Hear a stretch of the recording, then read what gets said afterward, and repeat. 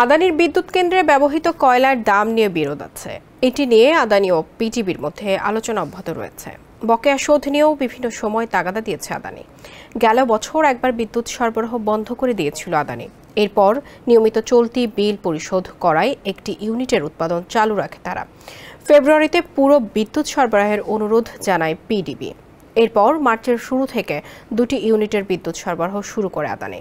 কিন্তু আদানি গ্রুপের কয়লাভিত্তিক বিদ্যুৎ কেন্দ্র থেকে বাংলাদেশে বিদ্যুৎ সরবরাহ ফের বিঘ্নিত হয়েছে। ভারতের ঝাড়খণ্ড রাজ্যের গোড্ডায় নির্মিত বিদ্যুৎ কেন্দ্রটির একটি ইউনিট কারিগরি ত্রুটির কারণে বন্ধ হয়ে গেছে। তবে গত 8 এপ্রিল বন্ধ হওয়া প্রথম ইউনিট ফের বিদ্যুৎ উৎপাদন শুরু হয়েছে। এখন যে কোনো ব্র্যান্ডের পুরাতন এসি বদলে নতুন ওয়ালটন এসিতে উপভোগ করুন 25% ছাড়। সেটি থেকে বিদ্যুৎ সরবরাহ করেছে প্রতিষ্ঠানটি। শনিবার সন্ধ্যায় রাষ্ট্রীয় সঞ্চালন সংস্থা পাওয়ার গ্রিড পিএলসি বাংলাদেশের পিজিসিবি মুখপাত্র এবিএম বদরুদ্দোজা খান একটি গণমাধ্যমকে প্রথম ইউনিট থেকে বিদ্যুৎ সরবরাহ শুরুর তথ্য নিশ্চিত করেছেন। বিদ্যুৎ কেন্দ্রটিতে 800 মেগাওয়াট ক্ষমতার 2টি ইউনিট আছে।